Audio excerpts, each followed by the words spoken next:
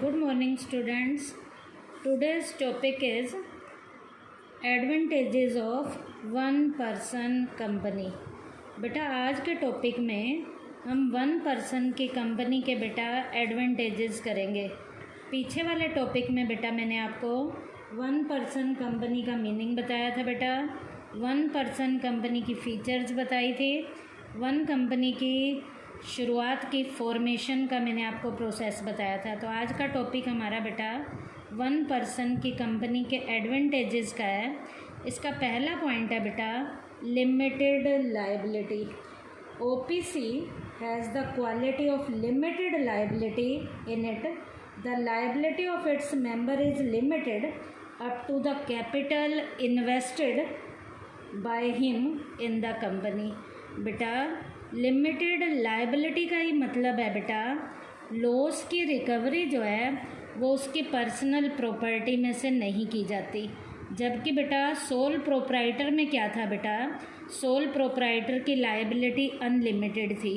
तो अनलिमिटेड में लॉस की रिकवरी उसकी पर्सनल प्रॉपर्टी में से होती थी, लेकिन वन पर्सन की कंपनी का एडवांटेज क्या है, लॉस की रिकवरी कभी भी उसकी पर्सनल प्रॉपर्टी में से नहीं होगी, क्योंकि वन पर्सन की कंपनी की लायबिलिटी लिमिटेड होती है। लिमिटेड का मतलब ही यही है बेटा लॉस की रिकवरी उसकी पर्सनल प्रॉपर्टी में से नहीं की जाएगी। और लायबिलिटी कहाँ तक होती है, जहाँ तक उसने शेयर्स में इन्वेस्टमेंट कर रखी होती है। तो लायबिलिटी लिमिटेड उसके इन्वेस्टमेंट तक होती है। उसके बाद सेकंड पॉइंट है इसके एडवांटेजेस का, good alternative of sole proprietorship business. बेटा वन पर्सन की कंपनी जो है सोल प्रोप्राइटरशिप के बिज़नेस का एक बढ़िया विकल्प है। एक बढ़िया विकल्प जो है ये सोल प्रोप्राइटर के बिज़नेस का है। क्या? One person company. कैसे? Sole proprietorship business because of unlimited liability is a risky business.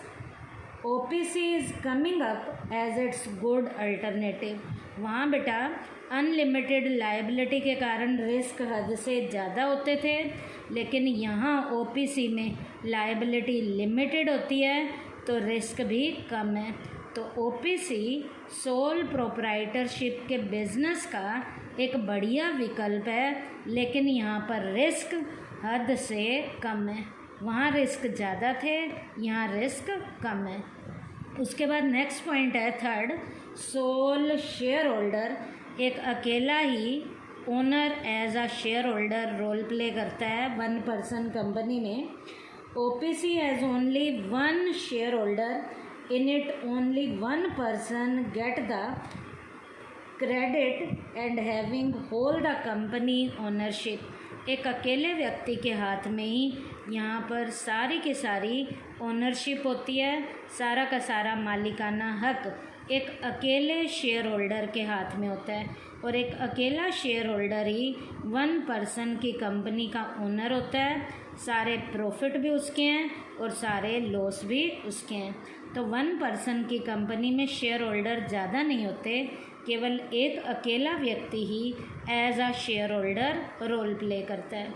उसके बाद है सोल डायरेक्टर। सोल डायरेक्टर का भी मतलब क्या है, वन डायरेक्टर इसमें रोल प्ले करता है मैनेजरियल लेवल की एक्टिविटीज़ को हैंडल करने के लिए। There is generally one director in an OPC। He himself take all the decision without the interference of many people. जब एक अकेला ही व्यक्ति है तो उसे किसी से भी डिसीज़न लेने के लिए पूछना नहीं पड़ता। एक अकेला व्यक्ति ही वन पर्सन की कंपनी में एक अकेले डायरेक्टर के रूप में ही रोल प्ले करता है, और वो अकेला डायरेक्टर ही सारी बिजनेस की फॉर्मेलिटीज़ के टाइमली डिसीज़न वो अकेला ही लेता है। उसके बाद है मोर लॉजिकल। बेटा वन पर्सन की कंपनी जो है लॉजिकल जो है वो ज़्यादा है, तर्क संगत भी ज़्यादा है। कैसे? This form of business is more logical in it.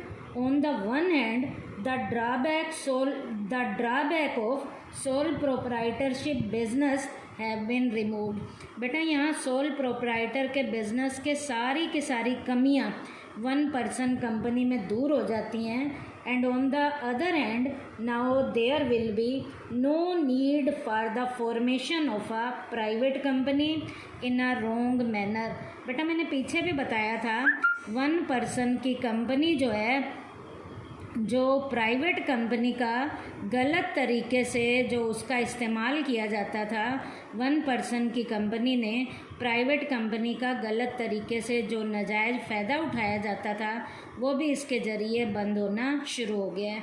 तो सोल प्रोप्राइटर के सारे नुकसान भी यहाँ ख़त्म हो गए हैं और प्राइवेट कंपनी का जो गलत तरीके से इस्तेमाल किया जाता था वो भी 1 पर्सन की कंपनी के द्वारा ख़त्म होना शुरू हो गया है। तो ये लॉजिकल ज़्यादा है। उसके बाद entry in an organise sector. बेटा ओपीसी के ज़रिए अनऑर्गेनाइज सेक्टर से हम ऑर्गेनाइज सेक्टर की ओर आना शुरू हो गए हैं। कैसे? 1 पर्सन की कंपनी एक अनऑर्गेनाइज सेक्टर था, अब यहाँ पर 1 पर्सन कंपनी है तो ये ऑर्गेनाइज तरीका है, पूरा प्रॉपर कंपनी की तरह हमें यहाँ रजिस्ट्रेशन करवाना पड़ता है। The concept of OPC has provided an opportunity to the unorganised business unit to enter into an organized sector.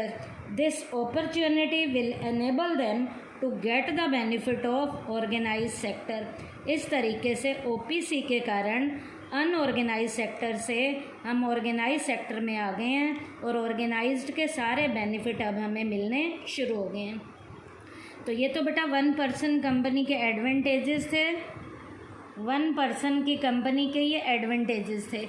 अब हम कर रहे हैं 1 पर्सन की कंपनी के डिसएडवांटेजेस क्या क्या हैं, नुकसान क्या क्या हैं। पहला नुकसान है बेटा more formalities for the formation of the OPC. More formalities have to be performed than the sole proprietorship business. बेटा सोल प्रोप्राइटर के बिज़नेस में हमें फॉर्मेलिटी कम पूरी करनी पड़ती थी क्योंकि रजिस्ट्रेशन का कोई भी प्रोसेस नहीं था, लेकिन यहाँ पर बेटा रजिस्ट्रेशन करवाना पड़ता है, रजिस्ट्रार के ऑफिस में जाकर सारी फॉर्मेलिटीज़ पूरी करनी पड़ती हैं, डॉक्यूमेंट बनाने पड़ते हैं। तो फॉर्मेलिटीज़ यहाँ पर सोल प्रोप्राइटर के बिज़नेस से ज़्यादा हैं। तो फॉर्मेलिटीज़ ज़्यादा इस बिज़नेस के ड्रॉबैक में रोल प्ले करती हैं। उसके बाद है शॉर्टेज ऑफ रिसोर्सेज। बेटा 1 पर्सन की कंपनी के पास रिसोर्सेज जो हैं नॉर्मल बड़ी कंपनीज़ के कंपैरिजन काफ़ी कम होते हैं। कैसे कम होते हैं बेटा?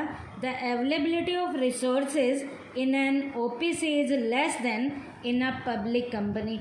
एक पब्लिक कंपनी के पास बहुत से रिसोर्सेज होते हैं क्योंकि पब्लिक कंपनी के बहुत से शेयर होल्डर होते हैं, वो शेयर होल्डर बिज़नेस में पैसा लगाते हैं और हद से ज़्यादा शेयर होल्डर होते हैं क्योंकि बेटा पब्लिक में मैंने आपको बताया था मिनिमम मेंबर 7 होते हैं और मैक्सिमम की कोई लिमिट नहीं है। जब मेंबर्स की कोई लिमिट ही नहीं है तो हद से ज़्यादा जब मेंबर होंगे तो वो बिज़नेस में पैसा ज़्यादा लगाएंगे, ज़्यादा पैसा लगाएंगे तो रिसोर्सेज ज़्यादा होंगे।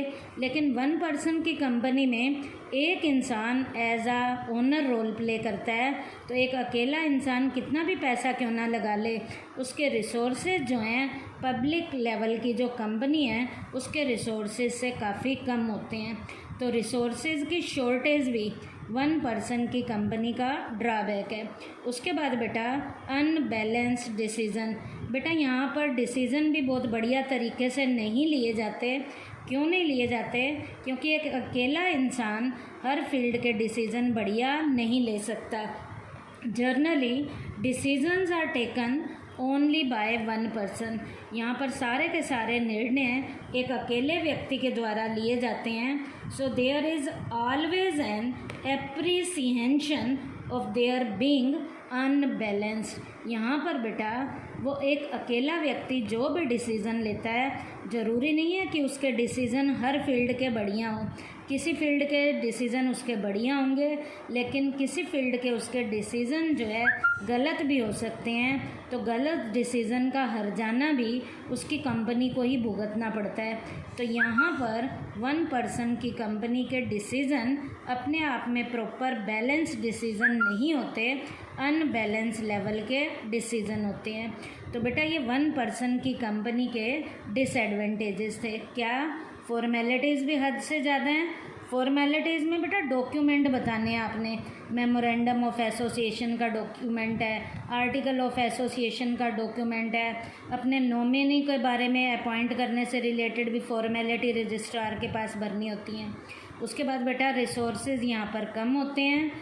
क्यों कम होते हैं? क्योंकि एक अकेला ओनर होता है। पब्लिक कंपनी के पास रिसोर्सेज हद से ज़्यादा होते हैं क्योंकि उसके शेयर होल्डर ज़्यादा होते हैं। तो 1 पर्सन की कंपनी के पास रिसोर्सेज की भी कमी होती है। और लास्ट था बेटा, इसके डिसीज़न जो हैं बैलेंस नहीं होते, अनबैलेंस डिसीज़न होते हैं क्योंकि एक अकेले के द्वारा यहाँ पर डिसीज़न लिए जाते हैं। तो आज के टॉपिक में बेटा मैंने 1 पर्सन की कंपनी के एडवांटेजेस भी बताए हैं और 1 पर्सन की कंपनी के डिसएडवांटेजेस भी बताए हैं।